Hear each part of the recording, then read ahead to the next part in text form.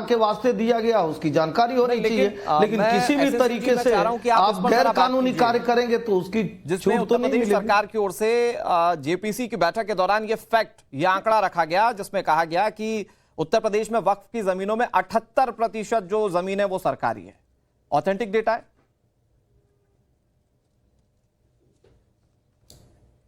जी बिल्कुल बिल्कुल। आप देखिए अभी कानपुर में सर्वे कराया गया और एक छोटा सा उसमें एक एग्जाम्पल दिया गया कि 1989 में सरकार रहती है कुछ लोगों की और उन्होंने एक कानून पारित कर दिया कि जितनी नजूल की जमीन है, जो सरकारी जमीन है, जो चारागाह की जमीन है, उन जमीनों का पैटर्न चेंज करके और वक्फ का कर दिया जाए। और जांच में ऐसा पाया गया तो ऐसी जमीनों को क्यों किया जाएगा भाई? वक्फ का एग्जाम्पल के तौर पे वक्त तो बना ही इसीलिए है कि वो अल्लाह के वास्ते अल्लाह वाले दान करेंगे।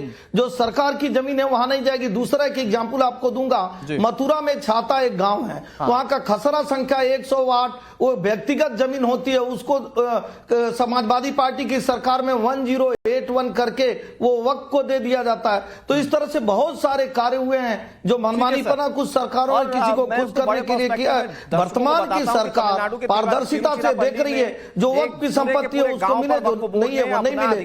2010 में आगरा का ताजमहल भी लोगों ने ये बताया था कि वहां पर मंदिर ही 1500 साल पुराने। वक्फ बोर्ड का गठन हुआ 1954 में, मंदिर 1500 साल पुराने, लेकिन वक्फ बोर्ड कह रहा था कि पूरा का पूरा गांव हमारा है। और ना सिर्फ उस गांव पर बल्कि उसके आसपास के तकरीबन 16-17 गांवों पे दावा किया था वक्फ बोर्ड ने। ये तमिलनाडु की घटना है। लेकिन सैयद जवाद भाई, सरकार यही तो कह रही है कि वक्फ संशोधन बिल जरूरी ही इसलिए है ताकि वक्फ की मनमानियां रुक पाए, ताकि ये जो 78% सरकारी जमीन पर वक्फ अपना दावा करता है वो वक्फ ना कर पाए। इस बार तो आंकड़ों के साथ आप लोगों को काउंटर करने की कोशिश की गई एक तरीके से कि क्यों जरूरी है वक्फ संशोधन बिल। जी अनुराग भाई, बहुत बहुत धन्यवाद आपको और आपके सभी दर्शकों को मेरा जय हिंद, जय संविधान।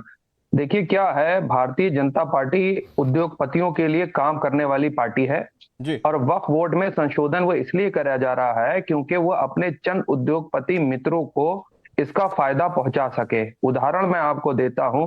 आप देखिए योगी आदित्यनाथ जी अपने ही एक डिपार्टमेंट के खिलाफ उसको ये बता रहे हैं कि ये भू माफिया डिपार्टमेंट है। वक्फ बोर्ड किसके अधीन आता है? उसके अंदर जो कर्मचारी हैं, जो उनको सैलरी जाती है, वो कहां से जाती है? देखिए आज जो वक्फ के नियम है उसके मुताबिक सरकार वक्फ बोर्ड में इंटरवीन नहीं कर सकती और नए संशोधित कानून के तहत सरकार इंटरवीन कर पाएगी, और इसी संशोधन को तो आप लोग विरोध कर रहे हैं। एक सेकंड, अब आप देखिए अनुराग भाई क्या है, मुझे अनइंटरप्टेड मौका दीजिए बोलने का। जैसे जहां डाउट था मैंने वो क्लियर करने की कोशिश की। नहीं, मैं आपको बता दूं, वक्फ बोर्ड किसका है? वक्फ बोर्ड भी इसी भारत का है ना। इसी भारत के संविधान के अंदर वक्फ बोर्ड को भी हक दिए गए हैं या नहीं दिए गए? अब सरकार जो आई है वो अपने मनमानी तरीके से काम करने जा रही है। देखिए बड़े पढ़े लिखे व्यक्ति, मैं कह रहा हूं कि मुझे इस बात का जवाब दीजिए कि अगर वक्फ बोर्ड देश के दूसरे संस्थानों की तरह, दूसरे ट्रस्ट की तरह या बोर्ड की तरह, ऐसा ही है जवाब भाई, तो देश के किसी दूसरे बोर्ड में क्या किसी के पास ये अधिकार है कि उस बोर्ड में सारे व्यक्ति उसी धर्म के रहेंगे पर्टिकुलर के? किसी में है क्या? उसको चैलेंज करने का अधिकार सिविल कोर्ट में होता है क्या? दूसरे बोर्ड को होता है, वक्फ को नहीं है। सिर्फ वक्फ के लोग ही उस मामले को सुनते हैं सर। और जिस जमीन पर हाथ रख दिया वो जमीन वक्फ की हो जाएगी। ये कानून है वक्फ का, ये दूसरे किसी ट्रस्ट के लिए नहीं है सर। अनुराग, मैं आपके चैनल पे आप लोग एक ही टेप रिकॉर्डर सरकार का झूठ प्रोपेगेंडा क्यों चला रहे हैं? कितनी बार मैंने आपके मैं तो कानून के हिसाब से बात कर रहा हूं। सही है जवाब भाई, इतने अनभिज्ञ या इतने कम पढ़े लिखे तो आप नहीं हैं। मैं तो कानून के हिसाब से बात कर रहा हूं सर। झूठ फैला है मुझे। अच्छा सच बताइए जल्दी बताइए जी। एक छोटा सा मैं आ रहा हूं, एसएन सिंह जी आ रहा हूं। एसएन सिंह जी बस 10 सेकंड बोल ले फिर मैं आ रहा हूं। ठीक है जवाब भाई, आपका वक्त लगभग। अरे भाई ये टेप रिकॉर्डर एसएन सिंह जो है ये रुकता नहीं आदमी भाई, इसको रोकिए। दूसरी मैं सबसे बड़ी बात कह रहा हूं कि ये आप गलत इंफॉर्मेशन फैला रहे हैं कि वक्फ बोर्ड के अंदर सारे अधिकारी जो है वो मुसलमान ही है। ये झूठ है। दूसरी सबसे बड़ी बात है कि वक्फ बोर्ड को लेकर के आप जो है जहां वक्फ बोर्ड ने हाथ रख दिया वो वक्फ बोर्ड, भैया वक्फ बोर्ड को लेकर के हाई कोर्ट सुप्रीम कोर्ट जाया जा सकता है। एक बड़े भारतीय जनता पार्टी के सर, लेकिन हमारे देश में दीवानी खास के लिए सिविल कोर्ट है। वो सिविल कोर्ट का रास्ता तो वक्फ बोर्ड के मौजूदा नियमों के हिसाब से बंद है ना सर। और फिर तारीख पे तारीख देश तो कई बार देखता आया है। सुनिए, ये अगर वक्फ बोर्ड दावा करता है तो इसका केस कहां चलता है? ट्रिब्यूनल में चलता है ना। तो ट्रिब्यूनल जो है ट्रिब्यूनल में तो बैठे वो जो आपके आदमी ना, सरकार सर। से, किसने कहा आपसे झूठ बोला? फिर आपने देखिए फिर यही अच्छा, झूठ है। अच्छा, ठीक है। आपने फिर झूठ बोला। ओके, जवाब भाई, सही है जवाब भाई, एक सेकंड, सही है जवाब भाई, एक सेकंड। एसएन सिंह का एक सवाल, उसके बाद मैं अवधेश जी आपके पास आ रहा हूं दूसरे मेहमानों के पास। एसएन सिंह जी प्लीज जल्दी सवाल पूछिए, फिर सही है जवाब भाई जवाब देंगे। भाग रहे हैं, भाग रहे हैं। कोई, अरे आप सर, बताइए कहां बैठते हैं? अरे सही है जवाब भाई, एक मिनट, सही है जवाब भाई। टीवी स्क्रीन अगर देख रहे हैं आप तो देखिए मैं वहीं का वहीं बैठा हुआ हूँ और उन्हीं सवालों के साथ बैठा हुआ हूँ, कहीं नहीं भाग रहा। मैं स्टूडियो में ही हूँ, यहीं बैठा हुआ, मेरी आवाज आप सुनिए। तो जवाब सुनिए।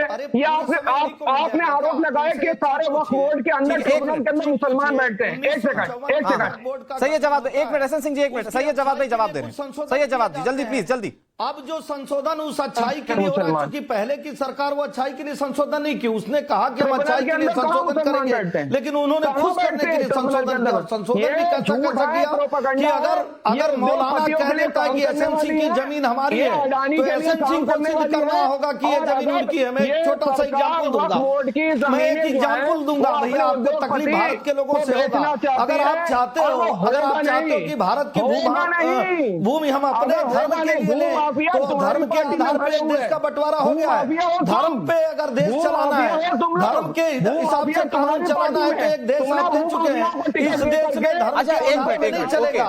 ओके एसएन सिंह जी, सही है जवाब भाई, एक minute please, let's not make it khichdi, इसको खिचड़ी नहीं बनाते। ओके एसएन सिंह जी, सही है जवाब भाई, सही है जवाब भाई, एक मिनट, सही है जवाब भाई, मैं पूरा वक्त दूंगा आपको, जवाब देना है। नजीम भाई भी बैठे हुए हैं, एसएन सिंह जी भी बैठे हुए हैं और विजय राठी भी बैठे हुए, सबको जवाब देना है सर। एक मिनट प्लीज स्टॉप, किसी की आवाज नहीं जा रही। ओके एक मिनट, ओके ठीक है। मैं अवधेश जी आपके पास आता हूं। अवधेश सर, नियमों को लेकर, क्योंकि आप बहुत वरिष्ठ हैं, आपने बहुत करीब से देखा है, सरकार के संशोधन पर आपने काफी चर्चाएं की। एसएन सिंह जी प्लीज थोड़ा सा वक्त मुझे दे दीजिए, मैं फिर आ रहा हूं आपके पास लौट के। अवधेश जी, तो क्या वक्फ के ट्रिब्यूनल में सारे वक्फ के लोग नहीं होते? क्या गैर हिंदू भी वक्फ के ट्रिब्यूनल में है? क्या ये फैक्ट गलत है क्या कि वक्फ बोर्ड जिस जमीन पर हाथ रख दे वो जमीन वक्फ बोर्ड की हो जाती है, फिर उसको चैलेंज करने के लिए कई चरणों में जाना पड़ता है? ये फैक्ट्स गलत हैं क्या अवधेश सर? नहीं, ऐसा है, यही तो संशोधन है। हाँ। कि जो केंद्रीय वक्फ परिषद है, राज्य वक्फ बोर्ड है, उसमें पहली बार मुस्लिम महिलाओं और गैर मुस्लिमों के प्रतिनिधित्व की बात है। अभी तक कानून के अनुसार इनमें गैर मुस्लिम नहीं हो सकते थे। अरे सुनिए भाई, आपको नहीं मालूम है, बीच में जवाब ऐसे ही बोलते हैं। उसमें सुनिए, तीसरा ये हुआ है कि अब जो सर्वे अधिकारी होंगे वो डिस्ट्रिक्ट मजिस्ट्रेट होंगे या भू राजस्व अधिकारी होंगे। पहले ये नहीं था, यही तो संशोधन है। 3 प्रमुख संशोधन में एक ये संशोधन है। और धारा 40 जो जिस भी संपत्ति पर वक्फ दावा करेगा, वक्फ अगर नोटिस जारी कर देता है कि हमारी संपत्ति है, तो आपको साबित करना है, वो वक्फ की संपत्ति घोषित कर सकता था। ये जो है महत्वपूर्ण संशोधन उसमें होने जा रहे हैं। तो इसलिए जब्बात जी जो बार बार बात करते हैं सही जवाब भाई, आऊंगा आपके पास, वक्त दूंगा। अगर यही होता तो संशोधन में ये पंक्ति क्यों डालनी पड़ती भाई कि मुस्लिम महिला, सुनिए, मुस्लिम महिला और नॉन मुस्लिम भी इसके मेंबर होंगे। एक सेकेंड, इसके सर्वे के अधिकारी कलेक्टर राजस्व अधिकारी होंगे। थर्ड, वहां के सांसदों को भी जिला के वक्फ बोर्ड में प्रतिनिधित्व मिलेगा, वो किसी भी कास्ट का, किसी भी धर्म का हो। ये सारे संशोधन उसमें करने पड़े हैं। और बाकी ये बोलते रहते हैं, जब बात बोले उससे अपना कोई मतलब नहीं है। फैक्ट मुझे इतनी ही जानकारी है। ठीक है, ठीक है, रिप्रेजेंटेशन है वक्फ बोर्ड के अंदर, सही है, जवाब को बोलने दीजिए। ठीक है, ऑलरेडी वक्फ बोर्ड की सुनवाई हाई कोर्ट और सुप्रीम कोर्ट में होती है। एक उद्योगपति का घर जो है मुंबई में, वो वक्फ बोर्ड की जमीन पर ऐसा दावा करा गया, उसका बाकायदा हाई कोर्ट के अंदर केस चल रहा है। आप क्यों भ्रम फैलाते हैं कि वक्फ बोर्ड के अंदर जितने भी लोग होते हैं, ट्रिब्यूनल के अंदर लोग बैठे हुए हैं वो मुसलमान ही होते हैं? क्यों झूठ बोला जा रहा है? आप लोग क्यों झूठ बोल रहे हैं? सुनिए, वक्फ बोर्ड किसका है? वक्फ बोर्ड किसके अंदर में आता है? वक्फ बोर्ड किसके अंदर में आता है? ठीक है सैयद भाई, अब जवाब सुन तो लीजिए। सही है जवाब भाई, सिर्फ आप बोलेंगे ये नहीं चल पाएगा। जवाब सुनिए। ठीक है अवधेश सर, प्लीज इनके सवालों का जवाब दे दिए, फिर मैं दूसरे मेहमानों के पास जा रहा हूं। Sir please. सवाल का जवाब तो दिया ही नहीं जा सकता है, क्योंकि ये जबरदस्ती करे। मुझे ये बता दे, देश में 30 वक्फ बोर्ड है, किसी में भी एक हिंदू सदस्य हो तो बता दे। 30 वक्फ बोर्ड अभी भारत में काम कर रहे हैं, किसी में भी एक गैर मुस्लिम हिंदू सदस्य हो तो बता दे कहीं की फलाने जगह है। अब चूंकि सरकार ने हस्तक्षेप किया है, क्यों होगा? तो जाके वो डालना शुरू हुआ है। सुनिए जरा, ऐसा है, मंशा क्या नहीं, है? तो क्या डालना चाहते नहीं, हैं? सुनिए क्यों डालना तो चाह रहे हैं? इसीलिए बहुत जो से आवाज ऐसे उठाई चीजें- जा रही है सुनिए, कि बहुत भाई से क्या ऐसी मंदिरों में आप चीजें- मुसलमानों को अरे भाई ये वक्फ बोर्ड जो है ना इस्लामी संस्था नहीं है। वक्फ बोर्ड सरकार के कानून के द्वारा बनाई गई संस्था है। वक्फ बोर्ड सरकार के कानून के तहत चलती है। वो सरकारी संस्था है। वो बोर्ड किसी क्यों बनाया मजहब गया के था? ठीक है सर। नहीं, क्यों बनाया गया था?